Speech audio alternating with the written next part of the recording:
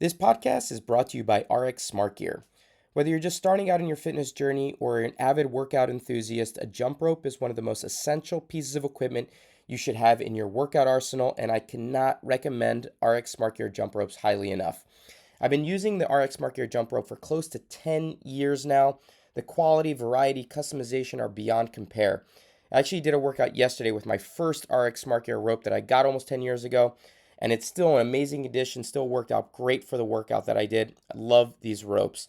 Not only are they dedicated to constantly improving and challenging the community with their variety of ropes, but they're also dedicated to the education when it comes to their ropes and promote proper movement and technique patterns, which we of course love at Power Monkey Fitness. They've recently launched their new Frevo rope, which is made of a high impact polymer that can withstand up to a 50-pound dumbbell impact. With grippy handles and smooth transitions between drills, you cannot lose with this rope. Take your freestyle game to another level and visit rxsmartgear.com and order your rope today. Welcome to the Power Monkey Podcast, where we chat with the best in the world about what they do. I'm your host, Dave Durante, with my co-host, Mike Service, and on today's episode, we have CrossFit Games superstar and champion, Sam Briggs. We've had Sam on the podcast a number of years ago, but it was great to catch up with her again and see what was going on in her life as we get into the 2023 season. Sam is a full-time firefighter here in the States now and is also headed back to the 2023 CrossFit Games as a Masters athlete this upcoming summer. So we talk a little bit about trying to balance her work and competitive life, as well as some of the things we've been seeing over the past couple of weeks during the semifinals. Some workouts she would really like to attack, some athletes to keep our eyes out for, as well as some of the things that we've been seeing outside of the competitive arena with some of the current athletes, and give her take as to how some of these athletes might be navigating some of the challenges that come along with being a top-tier athlete. It's always great to catch up with Sam. She has such an amazing insight, being that she's been around the scene for so many years at the top-tier level, and we hope you guys enjoy this one.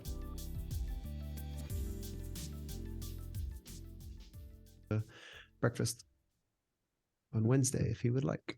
And he said, yes, please. That's awesome. You're going into Berlin that early? I'm not going to stay there. I'll probably just grab breakfast with him and come back. And I might go out. Isn't that far? Isn't it like 4 hours? No, on the fast train, it's like 2.5. On the fast it's pretty train. quick. On the fast train. If I take a space shuttle there, it's like hour and a half tops. Oh, it's great. I sit on a train, I work, and then get there. It's like you and Zach Height. I got my 6 hours of training in today, and then I took a 4-hour train. It was no big deal. I've been doing 1 hour of stretching every day, and that is like a whole thing. I got to like plan my whole day around an extra hour of stretching. That's just the hour of stretching. That's my 6 hours of training. On my handstands, so it's on I'm on a train. 6 hour of training. That's what you should probably let her in. All right, ready? Yeah. Do we look inviting? I mean, I don't. Mike, you always do. I don't know. You I always feel like are, Mike, Mike, so. I feel inviting, but I don't feel that I look inviting. Sometimes I think I look like I just got out of a garbage can. Hey, Sam. Hi. Hello. Hello. Hi. I like the dog in the background. Mike was just. Are those we all like Mike, to talk. Mike We all like to talk asking at the same time, Sam. I know, All I'm three not- of us. Yeah. Hey, Okay. that's how this works. How you doing, Sam? Good, thank you. Good. Thanks for taking the time to be with us again. It's been a while. Yeah, no problem. It was fun last time. Excellent. Well, we actually are right. We started the recording beforehand now, so we're just jumping right in. But we saw that you're kind of good to talk about whatever. If we need to navigate, we will. But we'll just kind of jump right in. We'll just get started. Yep, sounds good. If everybody wouldn't mind throwing their phones on Do Not Disturb, that'd be great. Appreciate it. Done. Already Sam, done. are those your dogs up behind you? Yeah, they're also there next to me. Oh, So my wait, God. is the pit, is his name Groot? Yeah. Oh my god. So Oh my the black one's Groot, and then the grey and white one's Teddy. And this is their dog room. They have their own room. They're spoiled. That's pretty I love it. I phenomenal. would be so happy if I could come stay over and you can put me in that room. They have like a full couch that turns into a sofa bed. So like they are very amazing. spoiled. That's awesome. I haven't had my own dog in now 20 years, and it's the most heartbreaking thing in my life. Oh yeah, definitely. Like I couldn't imagine living without them now. Yeah, it's tragedy. Are you a Marvel fan? Is Groot a reference, of course, to I am the Groot. famous Groot? Yep. I am Groot. He is. Are you a Yes. Marvel fan? Yep. Amazing. All right, so we How have do our you whole feel about podcast conversation. only talking about Marvel stuff with Dave from the next hour? Well, the new Guardians of the Galaxy just came out. I haven't seen it yet, so I just got a text from BJ. He went yesterday and he said it was awesome. So I think it's for all the animal lovers out there. I think it's a good one. So if you like dogs, that might be the one to go see. Yeah, the trailer for it looks awesome. Yeah. Just need to wait for it to come out and on TV and watch it. See, I heard the opposite, Dave. I heard my brother-in-law doesn't want to watch it because he's afraid he'll get super sad because they're of some of the animals that like die or something. And well, yeah, I heard that like PETA gave it an award because it was so caring and loving towards animals. Like they said it was one of the most animal friendly movies ever made. So I'll have to tell them that. Yeah. I know it's Friendlier sad. than Homeward Bound? Come on. Well, I mean, they're different decades. You know, they give one of these awards every decade. Homeward Bound was Mike's too amazing. young to know that movie, so that's why he's not commenting on it. I'm like 5 years younger than everybody here. Much younger. No, you're definitely more than 5 years younger. Well, Jordan, okay, Jordan, but I'm like 5 years younger than Sam and Dave, so we're all good. Get that dig in there. Yeah, I'm gonna mute myself here. Never ends. Well, we'll officially start. And Sam, thanks for being on with us again. It's always great to chat with a superstar like yourself. And I want to jump right in and get your thoughts on the weekend.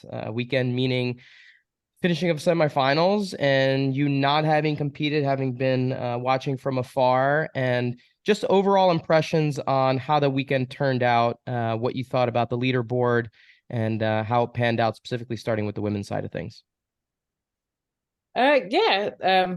So I watched all the events that you could watch that were streamed, and I actually had one of the girls that I train with, she was competing there, so her husband was live streaming the other events that weren't being streamed. So on Instagram, he was at one side and then he went live with one of the other girls on the other side. So it was like split screen. So we actually got a really good view of everything that was happening from two angles, which was pretty cool. That's awesome. Who was that? Who was that, Sam, that you trained with? Ashley Giroux. Ah, cool. How did she end up doing? I didn't. I think she came 20 something. Okay. It was her first semifinals. So the main aim for her was to have fun. She tends to, she was a gymnast in her past, so she tends to be a bit of a perfectionist, and I think puts too much pressure on herself and gets a lot of anxiety when it comes to competitions. So I think this was her first semifinals. So the aim was to have fun and enjoy it, and she actually did. So it looks positive going forward that she could have a successful year next year. Cool. Feel very seen as a gymnast. Feel very seen as a gymnast, being pointed out as being perfectionist, getting nervous about competition, all the things that I'm sure a lot of gymnasts have to deal with. So yeah, sweaty palms already happening here. Thanks, Sam. Yeah, so I enjoyed watching it. Before the weekend happened, I was kind of skeptical how it would go with a field of 60 athletes and then 11 or 12 kind of like qualifying. I was like, will that take away the excitement? I'm like, if 11 or 12 people are like going, I'm like, I couldn't envisage that the final would be exciting to watch. I'm like, will it already be like dialed in who's going? But it was actually the opposite. I mean, yes, the top few had kind of already secured their places, but the rest was so close. I think because there was so many people in the field, that even though Brooke Wells was completely out of it, going into the last event, it wasn't over. And like Fisa Gaffey and like Shelby Neal, all of these, you were watching them throughout the weekend and it wasn't guaranteed. So it actually was a really exciting finish to watch. Yeah, what was it? You guys probably know better than me, but it was like place 10 through 25 was all crazy close for the women. Yeah. Yeah, I can't remember exactly what it was, but I mean, like going in, I think the top 5 or the top 6 were basically secure. It didn't matter like how they did. But I know from like fee downwards, it wasn't guaranteed. And like having like competed and knowing fee, like that last event did not go that well for her. And I was like really like screaming for it. I was like, come on, like pull it out of the bag. But she did enough. And like you could genuinely see her face when they called her name, that she wasn't sure that she was going. And I think like as much as there were some heartaches with obviously Brooke not making it and Annika Greer like just coming like missing out by 3 points, there was also like such good like stories on the other hand, like Sydney Wells making her first game, like Fee making it back. I think it's been 4 years since she's been to the games. So there was some heartache, but also there was some really like positive, good stories coming out of the weekend. Yeah, I think for us, we were probably all really excited to see Fee. She came out to like 2 camps ago and was like our all-star guest athlete. She was like helping clean stuff, wanted to, you know, take every station to learn everything. And she was such a sweetheart. So for me, when I saw that she qualified, and then you can probably relate to that, it was like the snatch ended up being a big thing for her. Oh, definitely. Yeah. So that's always been like something she's not necessarily struggled in, but she's a smaller athlete. So that was awesome to see her snatch 185 and like that be probably a big reason why she was able to hold on. Yeah, no, it's awesome to see how she's developed as an athlete over the last 4 years. Every interaction that I've had with her, she's always been such a positive, bubbly, happy person. So it was really nice to see somebody who's been willing to grind for the last 4 years and finally like make it back. It was like, I think that was probably my moment of the weekend. I love it. I love it. I look at semifinals as being very similar to like Olympic trials for the Olympic sports, gymnastics, swimming, track and field, whatever it is, where we have this qualification to the pinnacle of the sport. And I don't know who I was talking to this weekend, but it came up where in the Olympic world, the Olympic trials are sometimes more engaging or more exciting or even more nerve-wracking for the athletes, because just qualifying to the Olympics or qualifying to the biggest stage is in some cases the hardest part, or the part where you can kind of exhale a little bit. Now, for someone like yourself that was always striving to be on the podium at the games, maybe it didn't hit you as hard, but for you, was there a particular kind of nervousness or excitement that came along with semifinals because it was the qualification to the big show? Did that ever hit you, or was it just another part of the process? Yeah, no, definitely. That was always like the hardest part of the season, because there is no guarantees, and like the games is always kind of like the bonus at the end of it. It's like obviously you still want to do well at the games, but just to make it to the games, it's like that big weight lifted off your shoulders. You're like, okay, I've made it. Now we get to do the fun training, the kind of like the odd sort of training that you might not normally put in there. And it definitely is kind of a different vibe. You've made it. You're like, you've just now got to try and stay healthy and then just like try and then show the world what you're capable of on the big stage. Yeah, I love it. I love that it's very, obviously year to year is a little different than every 4 years. Being able to find that moment every year is I wish we had that in our sports, but I'm curious from your perspective watching this weekend, and obviously being a fan, but you're still an athlete, you know, you're still going to the games, you still have a lot to look forward to as an athlete. Which workout did you see this weekend that you said, I wish I was out there doing that one? Like we talked about this a little bit beforehand and we kind of have a sense, but was there one workout that you're like, damn, wish I was out there because I think I would crush that one? Like I think obviously I'm not really known for the heavy lifts, so we'll take out the snatches and the run out of that. I actually like the workout Linda, and the weights. I think the dumbbells, I'm not the kind of athlete that would have been able to do that unbroken, but I can move those dumbbells, so I think that would have been a fun workout to do. And obviously the first workout with the endurance side of it, I don't know how that sled would have felt, but I'd have definitely given it a good go. Well, first off on that, Jordan's like favorite workout in the world is Linda, so I think he very much appreciates. Jordan, if you want to mention any comments about your love of Linda. I mean, I think it's an excellent you workout. seem to want to do I'm that not every great day. at it, but I love it. I think it's yeah, I think it's great. You get a sweet pump out of it. It's awesome. Yeah, I love chasing the pump.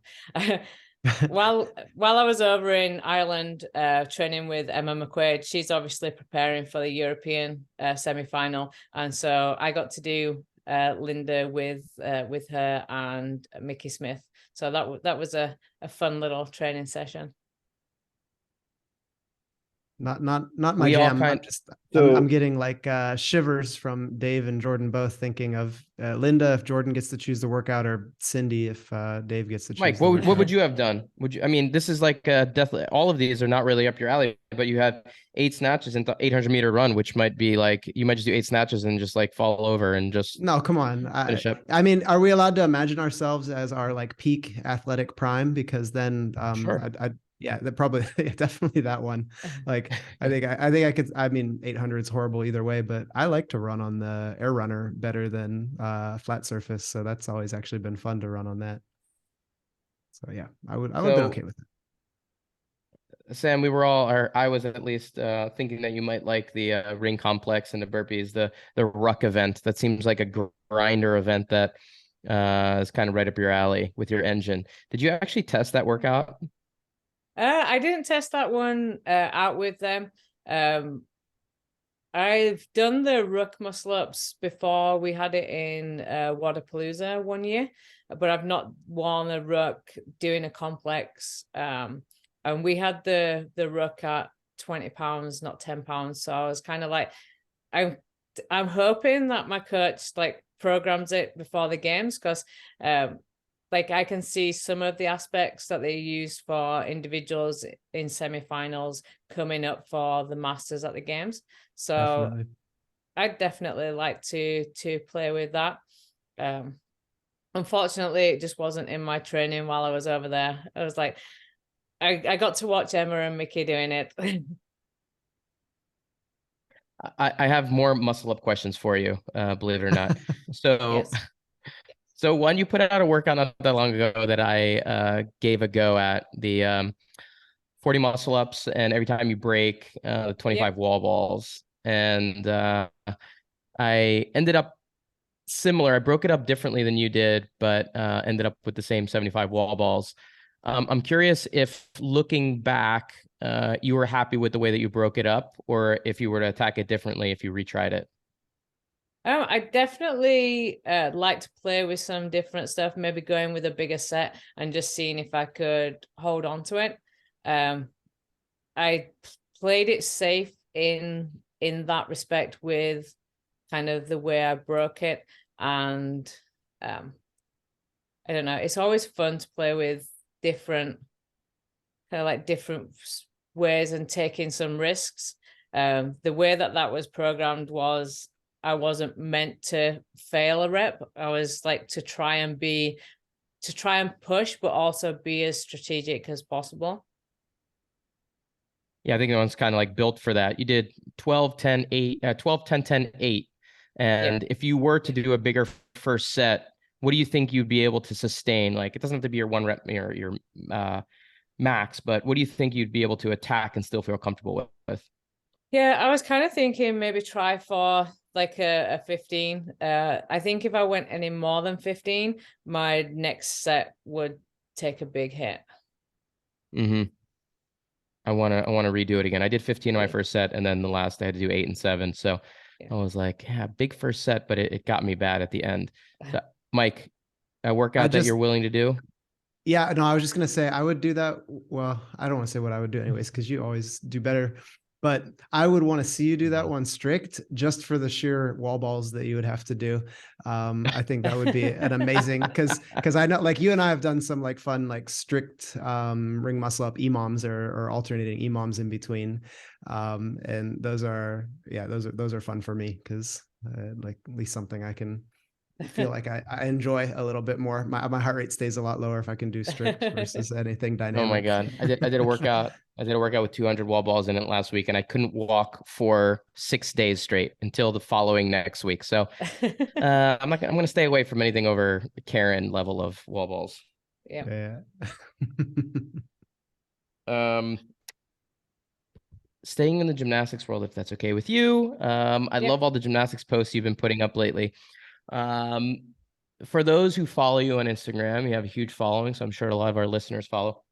You put up a handstand not that long ago, just a static hold, and just like mentioning, who's kicking up, who's doing handstands. But the positioning was kind of interesting. It looks like you had a box on the ground, almost like you were working on longer holds and maybe giving yourself a little bit of leeway in terms of walking a little bit. But your position was what I was noticing. And one hand, your left hand, was pretty spot on in terms of positioning correctly. Like we always kind of aim for like index finger facing at 12 o'clock, and you're in a really good position to be able to control the ground and dig through the fingertips. But your left hand was turned out really significantly, almost like it was like 90 degrees from your other hand.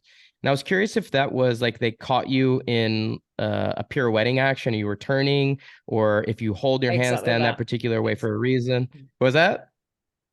It was exactly that. We were practicing walking into the box, doing a pirouette, and walking out for the semifinals thing. Okay. So, all right. Good. Because it looks like you're static. So it's interesting because I know people, I mean, I don't know how many people are looking that closely at what's going on with people's fingertips and their handstands, but these are things that I look for. And so, okay, it's great to know that there's purpose behind it. You were turning, and there was intention behind having a hand turned out. All right. Good to know. Yeah. Dave was getting so excited to dissect that and figure out what's going on. I love it. I do think anyway, my right hand normally is a little bit different to my left, just from the elbow surgery that I had, because I don't get the same range. I have to kind of like hold myself different with that arm. But yeah, I was turning then. Sam, have you noticed since you had the elbow injury? I don't know how often you do it. We're like, always following you. So you did some close grip snatches. And I know, I mean, those are, for anybody that doesn't do like jerk grip snatches, those are an amazing accessory for snatching, to challenge your mobility, but also to finish your pull and just have to pull a lot longer than you're used to. But myself, I had an elbow injury when I was younger, and I found that if I was training too aggressive, it would get irritated. And just by bringing my grip in, sometimes that would allow me to keep training a little bit harder. And then the result from that was actually improving some of my technique with that different grip. So I'm curious, maybe like what was the reasoning for that? And then how do you like it? So actually, I first started working with the clean grip snatch when I was having trouble with my shoulder, because the wide position, my shoulder would tend to rotate and dump. So we started working with the narrower grip, and then I've not done it for a while for some reason. And coming back from, so after semifinals last year, I basically like took a big break from kind of CrossFit to try and let the knee recover as much as possible. And then I got into the Fire Academy and time restraints and all that. So I actually only just started Olympic lifting again, like just before the Open started this year. And kind of my timing was off, like nothing, like the snatch didn't feel great. And then randomly, before Masters semifinals, I just something clicked. I was like, oh, I used to do some close grip snatches, and that used to make my normal snatches feel really great. And I threw it in the warm up, and I was like, yes, my timing's back. I'm finishing the pull. I'm like, oh, amazing.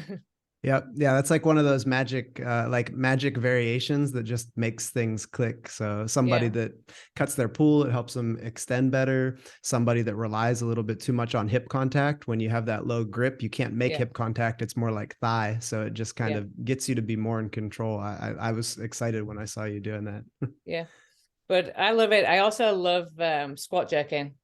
Like just that, it just feels, I feel like I get a really good like shoulder opener. Like the first one you do with the empty bars, like terrible. You're like, yep. It's never going to feel good. But then as soon as you start warming up and you add in weight, like I really feel like it's a really good like warm up for the shoulders before like doing any sort of like jerk work, overhead squat or snatch work.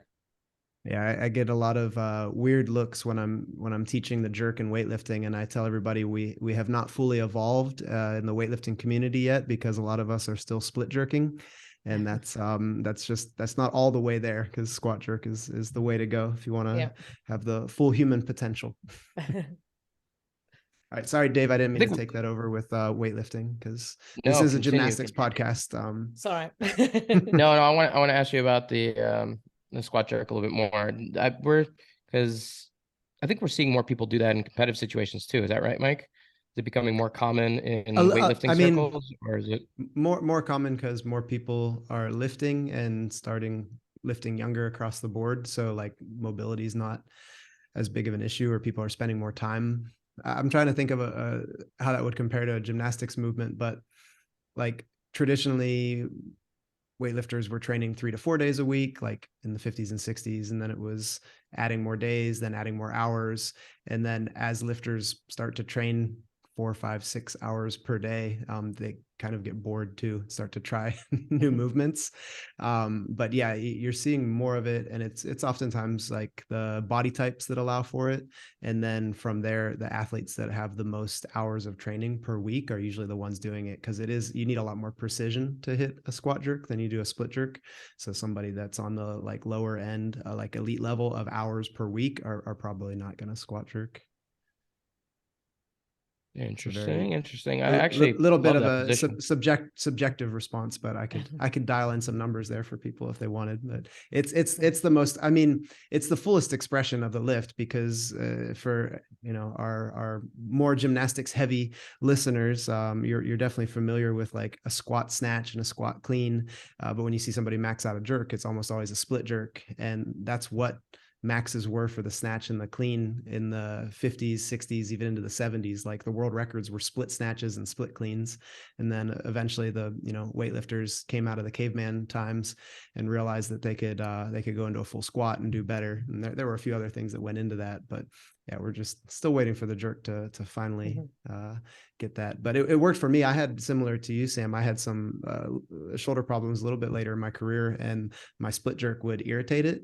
So I started to do squat jerks in training, and then just like really deep power jerks in competition. And those were all my best jerks and like healthiest my shoulders ever were later in my career. Awesome. We're all we saw a couple of split cleans this weekend being competed. It was seemed to have taken over a few of the athletes were doing. I hadn't seen it in a while, but there were a bunch of athletes out there performing on the team side with the little clean ladder that they had, those heavy ass barbells. There were a lot of split cleans happening. So bring it back a little bit, Mike, maybe on the clean side too. At that point, it's fight or flight, whatever the body wants to do at that moment to get the barbell on the shoulders and under. So leading up to the games for yourself, took the year off last year, still working full-time, firefighter, but able to get back into the competitive world again. What are you looking forward to most leading into Madison this summer? I think for me, it's just having some fun with training again. I've not really done a lot of like CrossFit in the sense of doing metcons and workouts.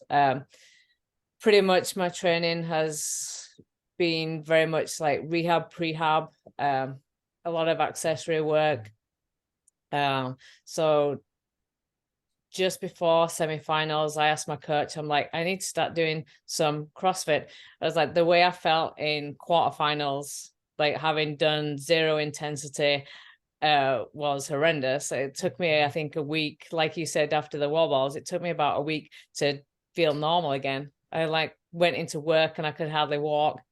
I was like, I need to like do some CrossFit. So we actually did a few workouts before semifinals, which I like to report didn't help at all. I felt equally as sore after semifinals. But we've come up with a plan. I was well, I've just come back from the UK, so I got to spend some time with my coach there, and we've progressed a lot of the kind of rehab, prehab work that we're doing, and devised a plan of how we can keep the knee progressing in the right direction, and also prepare hopefully for the games. So I get to play CrossFit again, and my friend Kelly Friel, who qualified in the 45 to 49 category, is coming out, and fingers crossed Emma qualifies and she'll be coming out. So I'll have some training buddies and get to do like fun games training, and just kind of like have that fun aspect again leading up into the games.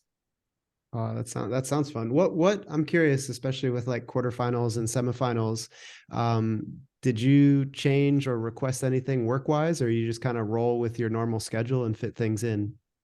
So for quarterfinals, that was probably the least prepared, because I was on swiftwater rescue all week. So I was in and out of the water, swimming, rescuing, boat handling, and so I had that Monday to Friday. So did the quarterfinals on the Saturday and Sunday just because of work schedule. For semifinals, I was meant to work the Friday again, and my shifts are 24 hours. So luckily I found somebody to work the night for me. So I worked 8 a.m. till 8 p.m. on the Friday, went home and was able to at least get a full night's sleep, and then did the semifinals workouts the Saturday and Sunday. So for me, there was definitely no redos or anything like that. It was literally go in and do the workouts in the order that they had to be done, and just kind of be happy with my performances, and hope there was no like camera issues, because I didn't have the time to like redo anything. Well, in terms of workload, maybe that was a little bit of a saving grace then. You couldn't do anything extra, so you weren't able to it was literally just do the workouts. Oh, good. And then when so like when the girls come out potentially to train with you, will you have a different training schedule? Like, will you kind of tailor things around them being there, or are you just going to still keep the same deal and then just plug training in when you're off work? So I'll still be working for most of it. I have some shifts that are covered, and then the week before the games, I'm off all of that week. So I'll actually have like a full training week. Nice. With them. Yeah, I think so many people are, familiar to, which you were for so long. It was full-time CrossFit, compete all the time. I think that can be hard for like the everyday CrossFitter to connect with, because they're like, yeah, but I have to work and I have my family and I have all these things. So I think as masters athletes have become more prominent in the sport, and we see masters athletes still doing amazing things, or still hitting some of the numbers that they were when they were 5-10 years younger, and maybe more focused, like quote unquote, on training. I think that's encouraging for a lot of the, let's say, everyday CrossFitters to see that you can still have some balance, or the everyday stressors of the everyday human, but still be able to go into the gym and get your work done with that. Yeah, definitely. I think I mean, like, it's such a small portion of people that are able to commit fully to train like that, and it gives people an avenue. It's like if they're working full time, their aspirations might not be the games as an individual. Like, they realize that they can't commit that time. They have other stresses in their life, other people relying on them to bring in financial restraints on them, but they can look at the masters category and see, okay, this is still a legit category. This is still like hard work. There's still like legit athletes competing in that category, but that could be like an aim for them. It like if they're early 30s, it's like, okay, first masters is 35, so they could have like a 5-year plan going into masters, and their training could be tailored into that, knowing that they can still perform at a high level whilst holding down a full-time job. Absolutely. I mean, we had like so many athletes on, somebody like Emily Rolfe, who, you know, had such an odd training schedule with her full-time job, and being able to say, you know, there are athletes out there, even in the open side of things, that are able to maintain a rigorous training schedule and a full-time job, and trying to compete for top of the podium in the open as well. And not to say that it's ideal, but there's still athletes out there that are able to make it work. Oh, for sure. And I think it's just finding a way like to make it happen. If you truly want it, it's like you find a way. Like my training schedule now looks nothing like it did, but I still find a way to like make it work. Is it ideal? Probably not, but is it the best that I can do? Yeah. Yeah, I think we've talked about this with some other athletes too. Whenever I was competing, I always thought that I needed to make my whole life about competition and about perfecting my craft and about succeeding at the highest level. So, you know, living in the Olympic Training Center, I would wake up, my whole day revolved around maximizing my training, you know, 3-4 hours in the morning, nap in the middle of the day, 3-4 hours at night, massages, contrast bath, everything you needed to do to make sure that the next day was optimal in terms of recovery. And I always was like, I would never be able to have a relationship or a family and still be able to feel like I could succeed at a high level. And then as I got older, I met more athletes who succeeded more because of having a family and having other things going on in their life, because it allowed for a more balanced situation, where instead of your whole mindset being focused on 10 hours a day being, okay, what is my next turn going to look like? What is my next workout going to look like? You had the ability to separate. And I think looking back now, I was maybe naive or lost or just young in my thinking process to think that that's the only way to do it. And, you know, I think maybe I missed out on some opportunities just in terms of life experiences because I approached training in such a regimented and fixed way. Yeah. I think like everybody's like different in how like they respond better to like training. I think like a lot of people who are successful do tend to have something else where like they're in the gym and their focus is 100% on what they're doing, but then they can go home and they have something else to like focus on. They have something else to take their mind off the sport that they're doing. It's like if you're consumed 100% by the sport, any like failure you have, any small like mishap becomes like so much greater because that is all that you're about. That is your everything. Whereas if your sport takes up 60% of your life, but you have another 40% elsewhere, your failure or mishap is only a small portion in total of what makes you you. Yeah, I think that's Yes. Yeah, that's spot on. That's kind of like life advice though. You can think about anything. Just think about when you're having a really bad day. If you just sit with yourself and you don't get out of that, it just turns into a worse day. And then the next day it kind of spills over, and training can be like that versus, you know, if you're having a bad day, even if you don't want to, usually the best thing to do is like go hang out with people or have like friends and family over, and it like gets you out of that funk. And yeah, I feel like similar to Dave, you know, when you're so passionate about something, and then it's you know, it's a necessary obsession, but you know, one misstep or bad day can lead into more and more and more, and then that passion turns into like a burnout. And that's the last thing you want when you're doing something that's intended to be like fun and competitive. And you know, at the end of the day, even if it is providing for you, it's still it's still sport. It's still like athletic, community, fun, like all of these things. So I'm more and more intrigued when we talk to masters athletes, and then like Dave said, some of the athletes we've had on, like Emily Rolfe and others, that they could maybe quit their job and focus full time, but they're like, I kind of like the balance. Like it helps me turn the switch off when I need to switch gears a little bit. Yeah, definitely. What's your turning the switch off, Sam? What do you like to do? Maybe it's a little different now that you have a full-time job and everything, but something outside of the gym, something outside of your job that allows you to reset. Playing with your dogs, what is it that allows you to kind of reset and get your mind off of the training? Yeah, I think that's definitely one of the benefit of having dogs. It's like they don't care if you're having a bad day. They don't care if you missed a lift. They still love you, and they still need taking care of.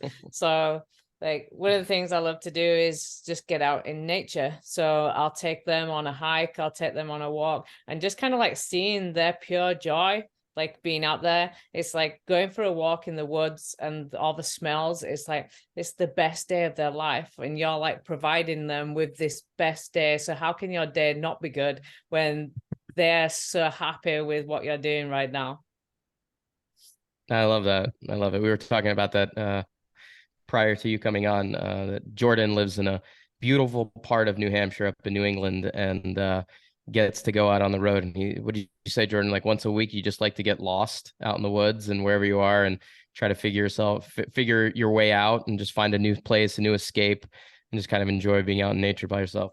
Yeah, well, first, let's just acknowledge the fact that this is the first nice thing you've ever said about New Hampshire. So wow. But yeah, I was trying to be kind. All the people from New Hampshire, I love New Hampshire. I come up there with Jordan. It's a beautiful, beautiful place. No, I like to take the top off the Jeep and the doors off the Jeep and just go find a dirt road in the upper parts of the state and just get lost for a few hours and string up the hammock if I find a cool spot. And then when I'm done, I just hit home on the GPS and back home I go. It's great. It's a great way to spend Jordan a doesn't have a dog though. He's got a cat, and you can't really bring a cat with you out there, can you? Sure you can. I mean, I don't anymore, but I used to take him out in the hammock, and yeah. So, but I need to get a dog. Yes, that's the answer. Really. Sam, I feel like you could have helped Jordan out there and cut Dave off before he said the cat thing. We had like a good thing going there for like, and if anybody's, looking for a romantic walk in the woods out in New Hampshire, like we know a guy. Well, the nice thing is that I edit these podcasts, so that part. That's true. Right, all right, perfect. It was sounding really good there. I was starting to get wooed in. So now, I want Mike to get into this subject a little bit more because he wanted to bring it up, but it is a little bit of a sensitive subject in terms of what's going on right now, and you can navigate it however you want. But you're a veteran in the sport. You've been in for since well over a decade now, doing amazing things, compete at the highest level, understand what goes into competing, and we're seeing a lot of these younger athletes kind of make the jump at such a young age.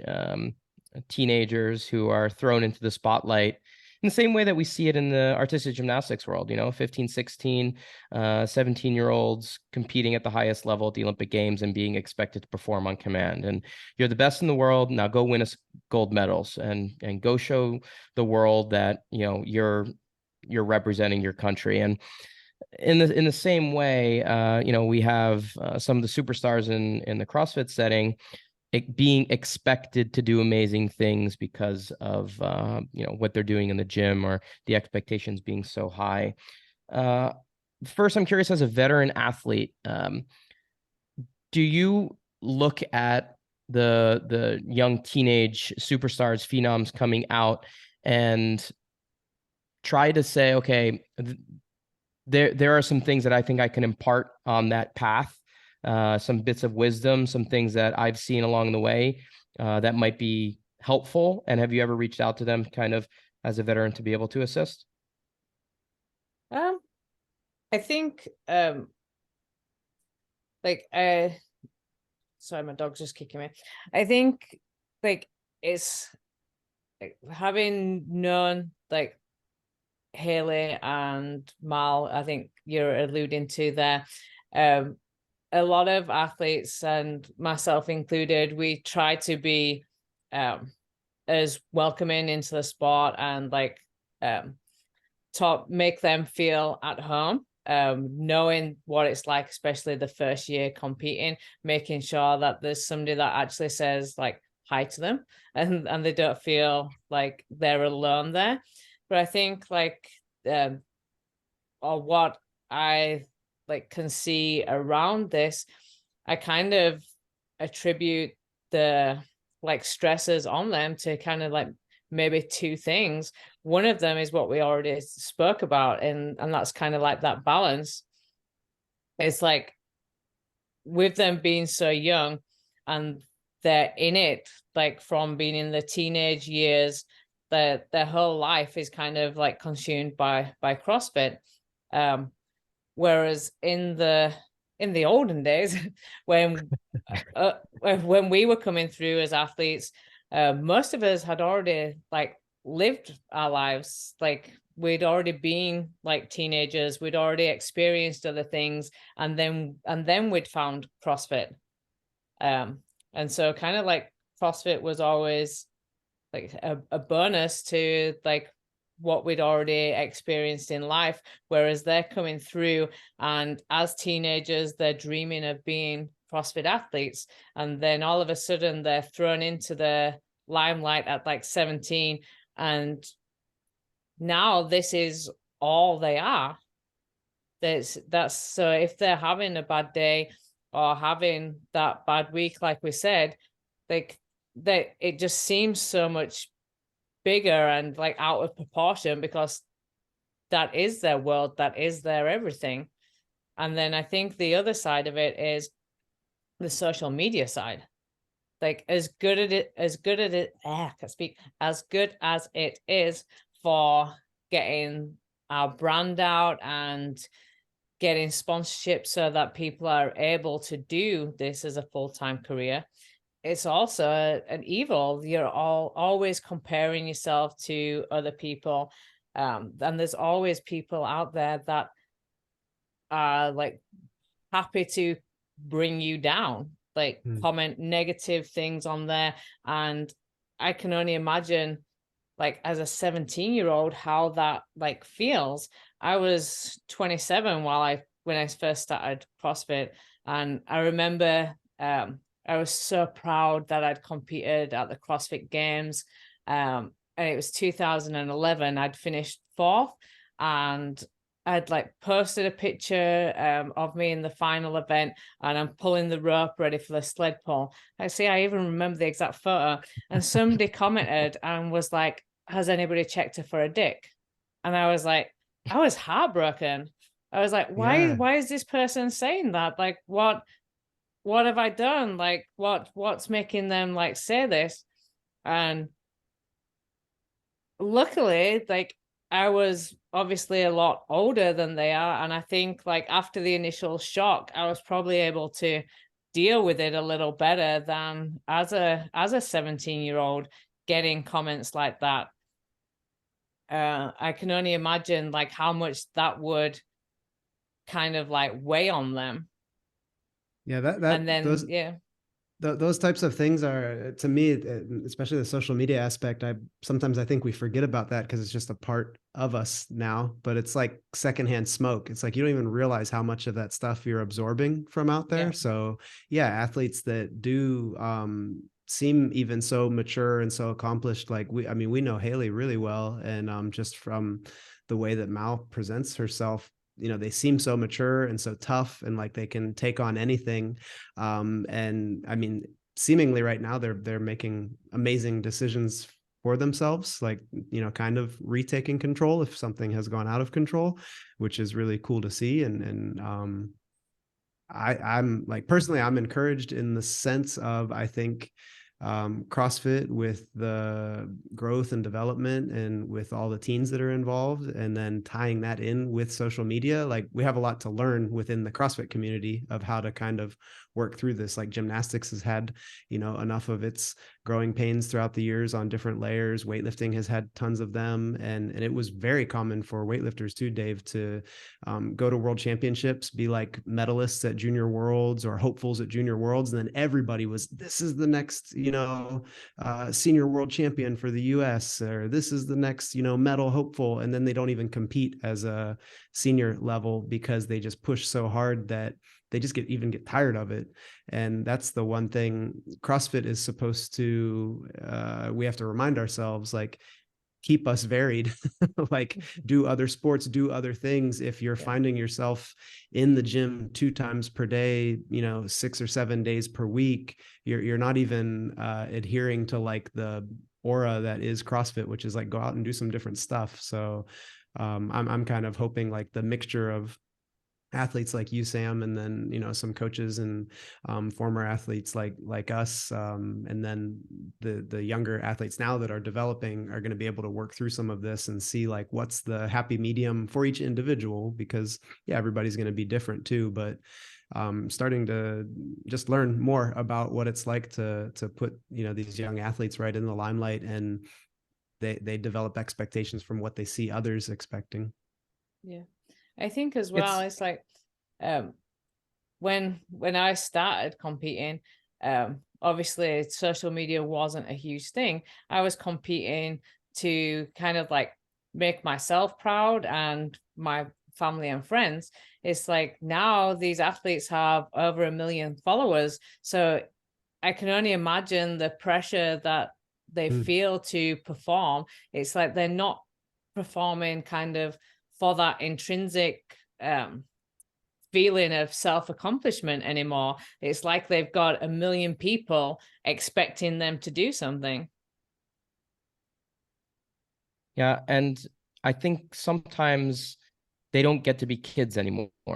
You know what I mean? It's one of the things that they are expected to grow up so quickly.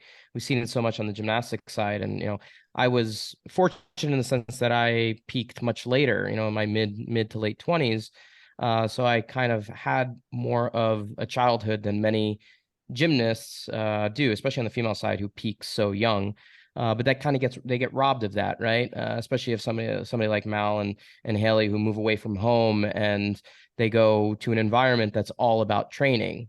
And who are they surrounded by? Adults who are also about training. So you end up missing out on, being surrounded by people who are of your age and going through similar things and getting to do a lot of the things that, teenagers are doing. And you kind of miss out on some of those life moments as you're 16, 17, 18 years old. And you're like, okay, is this what I'm supposed to be doing? Yeah, I'm an incredible athlete, but is there more to this than just, trying to end up on a podium?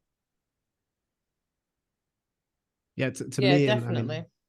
And I'm not I'm not a parent or anything like that, but I think it puts so much on the parents and the community around of like figuring this out. It's a community problem is maybe the wrong word, but like a community issue to probably start collectively investigating a little bit more and seeing like it. I think all of these athletes, the youth athletes, should be able to strive and push and want to be great.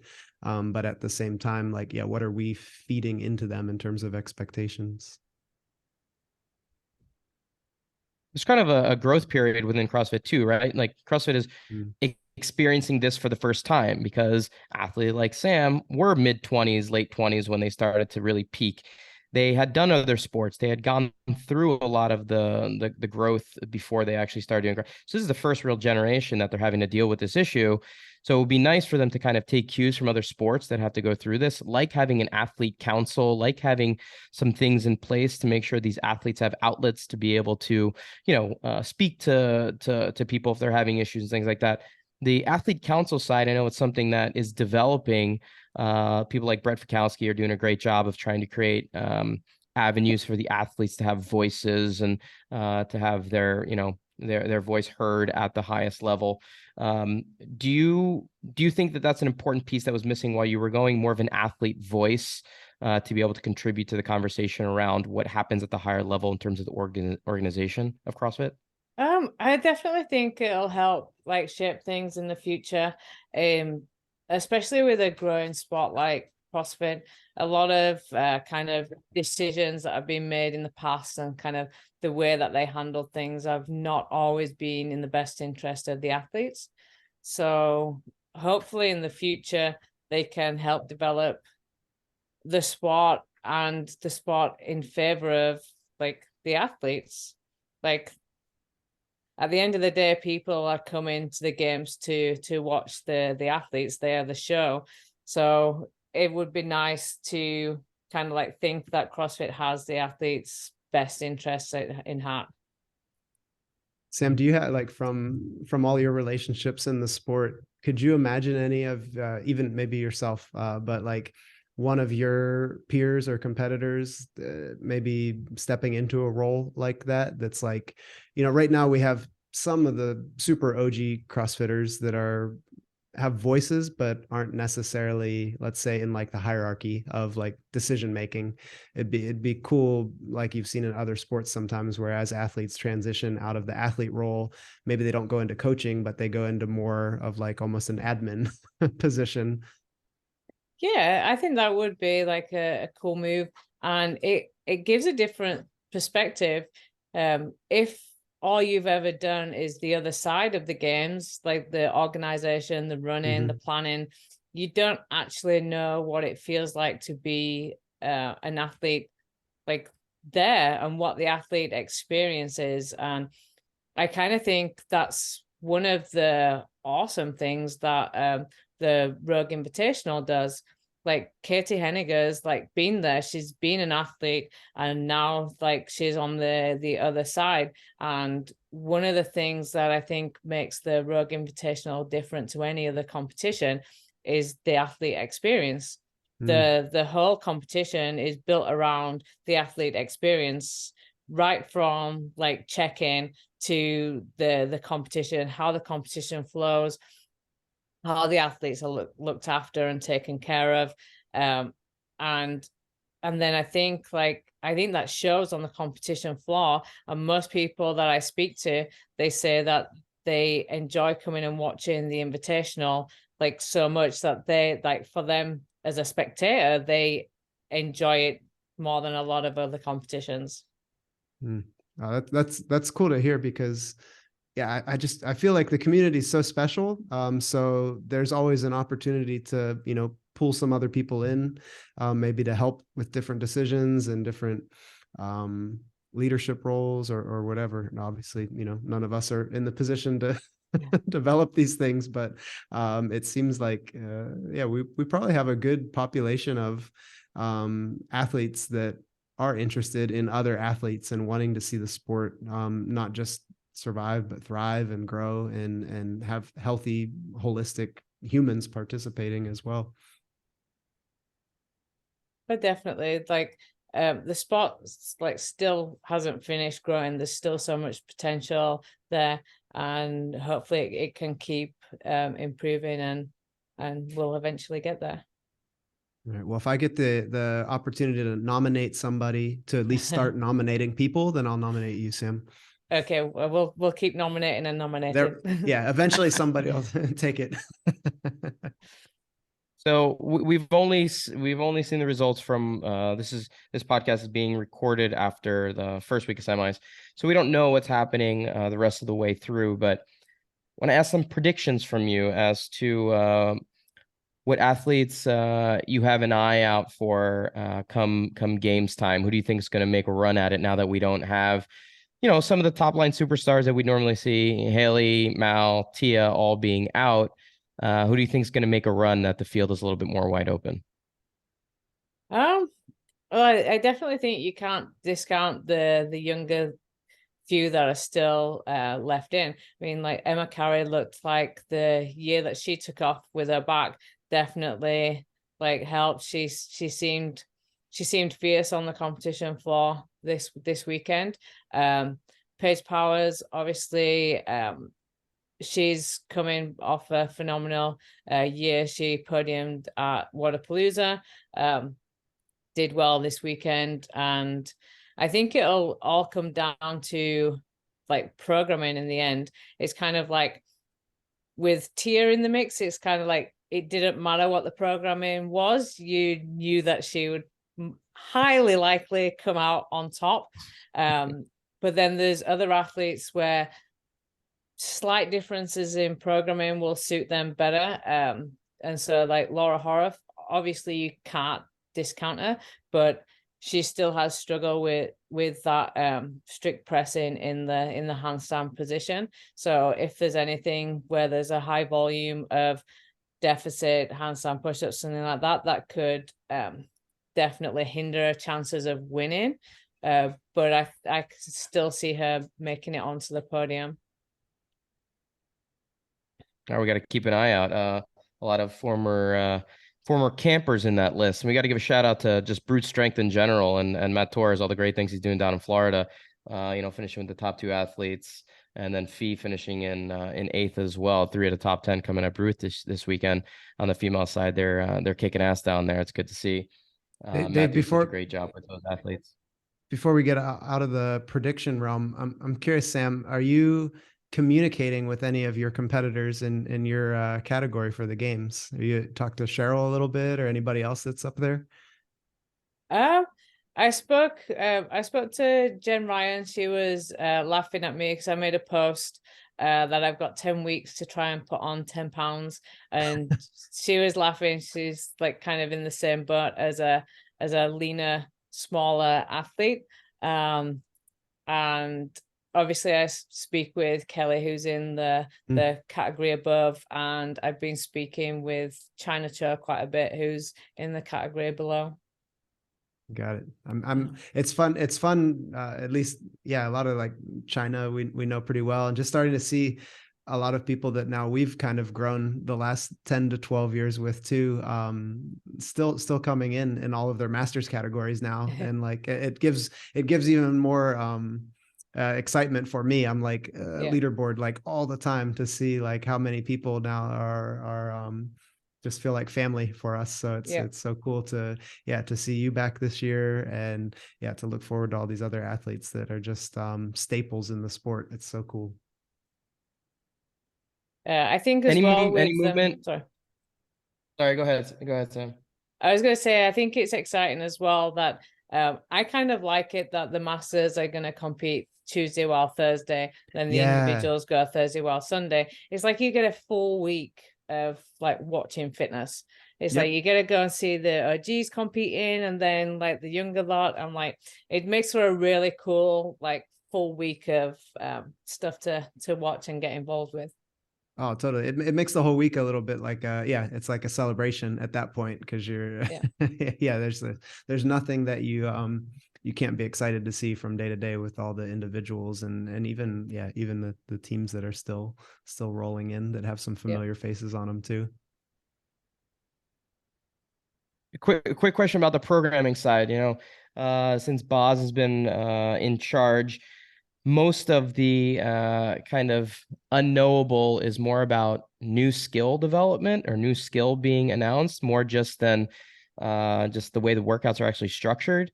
And I'm curious if there's something that you really are hoping to see out there that has not been thrown out there before. Anything you've been working on, or something that you'd like to see Boz throw out that we haven't seen in competitive setting yet? I think yes. he's wanted to say hello.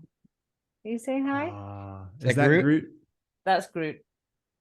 Oh man! Hey, buddy. Beautiful. Oh, now they're both barking. Wonderful. Stop down.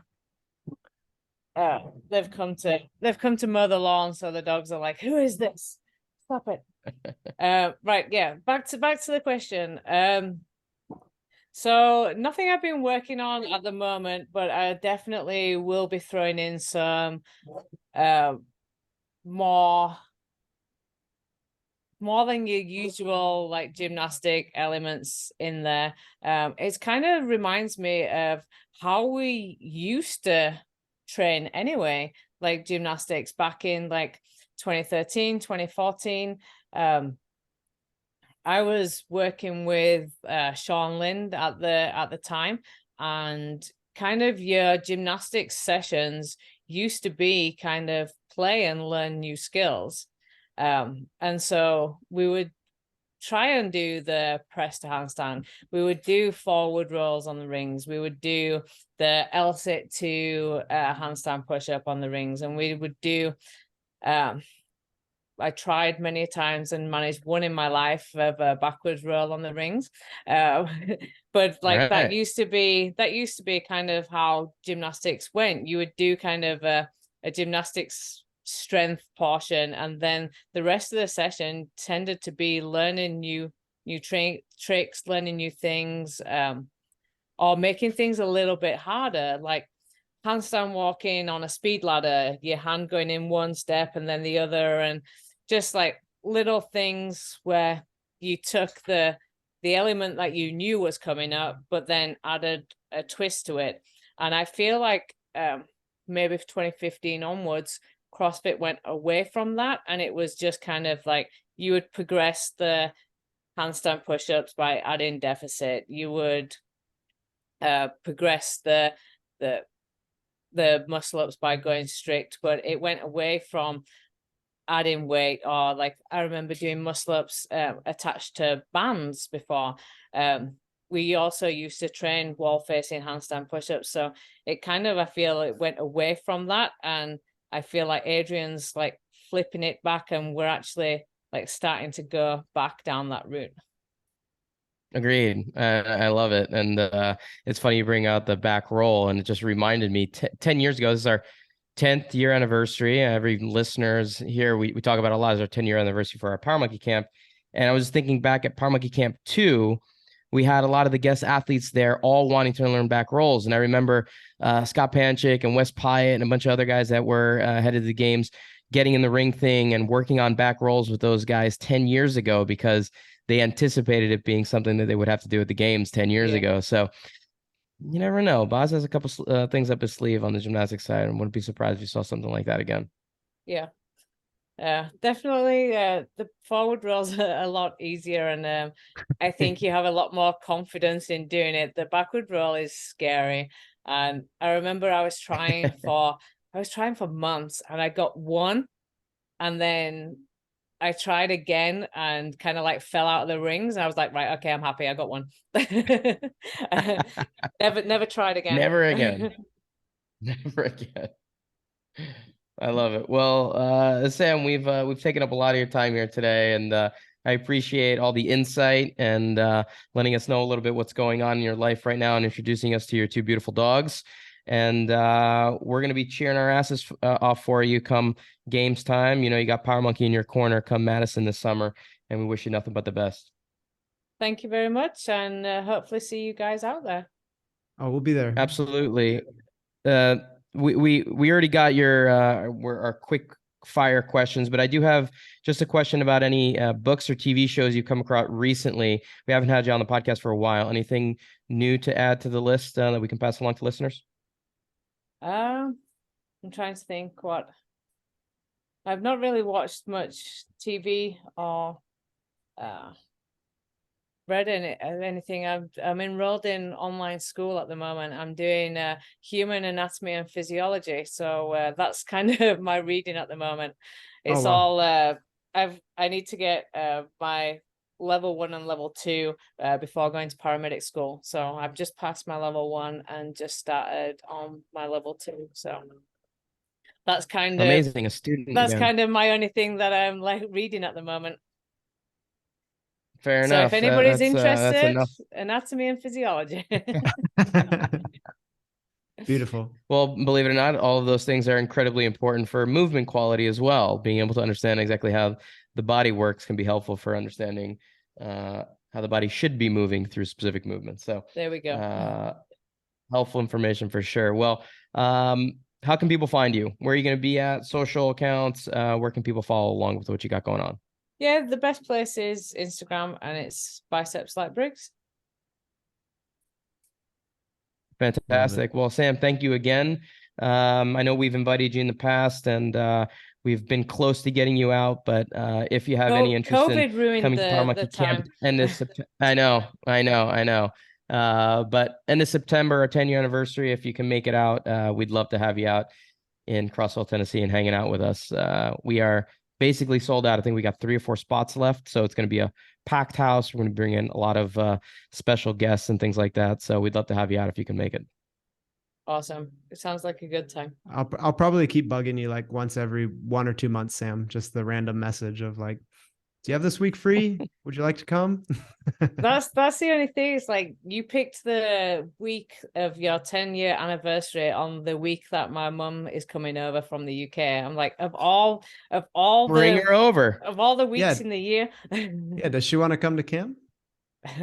I'll You know how many ask of her. our coaches' moms have come? My mom comes. We've had so many moms from our team come out over the years. So if she's at all into fitness, she'll fit right in. If not, she can just go hang out by the lake and enjoy good company. Awesome. Well, thanks for the invite, guys. You got it. You got it. Thank you again, Sam. I appreciate it. For all of the listeners out there, please be sure to head over to powermonkeyfitness.com for services and upcoming events. You can check out our Instagram pages for regular teaching and technical content at Power Monkey Fitness, at Dave Durante, and at Mike Service. On behalf of Power Monkey Fitness, we're your host. I'm Dave Durante with my co-host, Mike Service. And until next time, thank you all for listening.